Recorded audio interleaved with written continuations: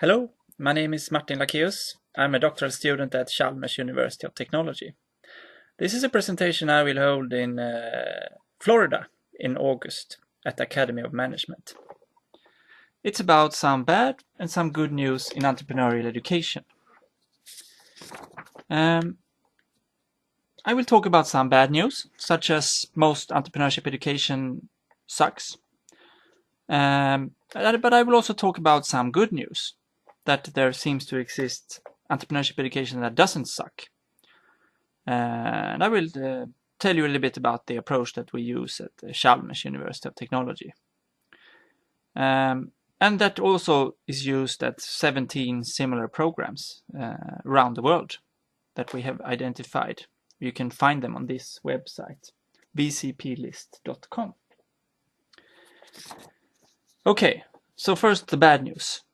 The bad news is that what teachers do at the university is not what researchers say that they should do, because they should try to emulate real world if they want people to become entrepreneurial.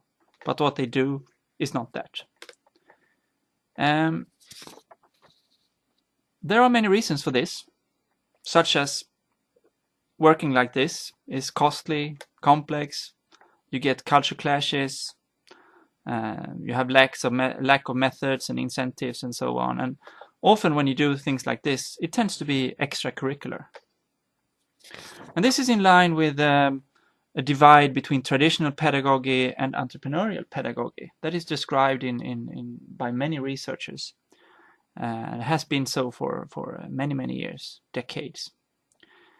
And this affects assessment of entrepreneurial education, because when teachers do what they do today, there is a failure to show strong effects. There are also methodological challenges. It's not so easy to get a pre-measure, post-measure, and a control group and a treatment group in entrepreneurship education. There is also there are people that state that using methods from natural sciences in education is a category mistake, such as Olson. All the references you see here, you will be able to see in the end of this presentation and also at my website. This is an interesting quote from Olson, saying that the more simple cause-effect relations, so important to the physical and biological sciences, are largely inappropriate to the human sciences. That causes some thinking, doesn't it? What about the good news? Well, there are programs that we call venture creation programs that are actually bridging between these multiple worlds or dualisms. And the way they do it is that they combine both traditional or transactional pedagogy and entrepreneurial or transformative pedagogy. And this is done in a venture creation approach. These programs, they use the creation of a real-life venture as the primary learning vessel. They let the students develop new ventures based on university research, intellectual property, or actually corporate research or individual inventors that are out in society that collaborate with the university. This is done in an integrated environment with both education and incubation. At Chalmers we call that incubation because there was no word describing that, so we had to come up with one. And what happens when you do this is that students, they construct their entrepreneurial identity by acting as if. And all this is described more in detail in these research papers. Here are some venture creation programs around the world. Let's look at the results. Here are some quantitative results from these programs. And as you can see, there are many ventures that are created from these programs, during these programs, a direct effect of these programs. Here we have social ventures. Here we have more usual ventures that actually today have 300 employees.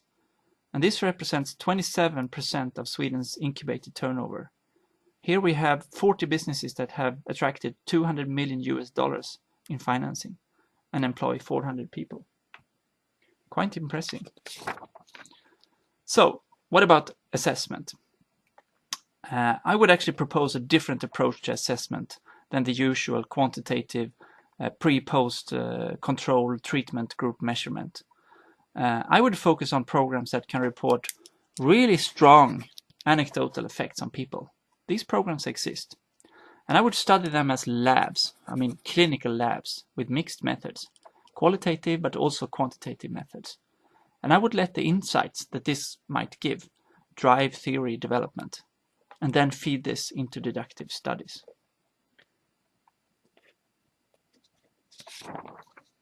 Let me give you an example from Chalmers. When students do real stuff, like this student told me this.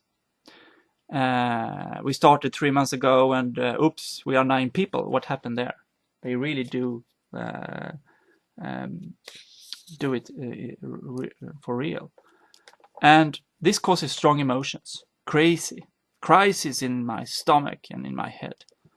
It wasn't a roller coaster, it was free falling from an airplane. These strong emotions catalyze deep learning. Here somebody says that it thinks that it's the blend between people, success stories, and things you do. And this confirms to you, hell, we could probably do this.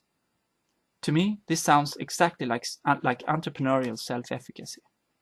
Here, someone thinks that this stressful and messy educational environment has built a peace of mind that, okay, it always turns out with something.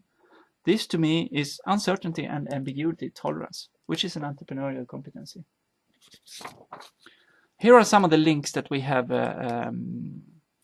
surfaced in this study. Interaction with outside world, giving increased self-efficacy, and so on.